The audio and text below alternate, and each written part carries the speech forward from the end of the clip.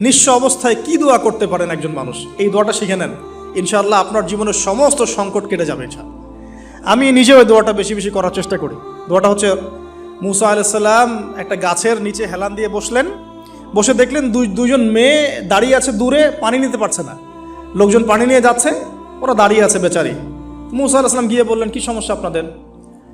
এটা নিয়ে আপনারা আবার মেয়েদের সাথে কথা বলার চেষ্টা করেন না, ঠিক আছে? তো মাহারাম গায়রা মাহারাম মেনে চলে।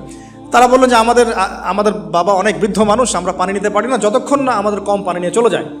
মুসা আলাইহিস সালাম তো একটু বললাম না, ফিজিক্যালি খুব স্ট্রং ছিলেন, থাকে না বডি বিল্ডার, সামনে গিয়ে কথা বলে সরো পানি নিতে দাও, তখন মানুষ একটু মূল্যায়ন করে না। তো মুসা আলাইহিস সালাম এভাবে পানি নিয়ে দিলেন এবং বাছুরদেরকে পানি পান করালেন, করিয়ে গাছের নিচে এসে বসে আছেন।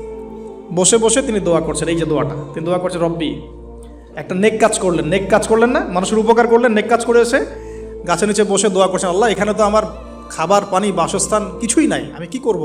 রব্বি ইন্নি লিমা আনজালতা ইলাইয়া মিন খায়রিন ফাকির, রব্বি ইন্নি লিমা আনজালতা ইলাইয়া মিন খায়রিন ফাকির। আবার বলেন, রব্বি ইন্নি লিমা আনজালতা ইলাইয়া মিন খায়রিন ফাকির। অর্থ হচ্ছে, হে আল্লাহ, তুমি তোমার পক্ষ থেকে আমার উপরে যে নেয়ামতগুলো দিবে, আমি এর জন্য ফকির হয়ে বসে আছি।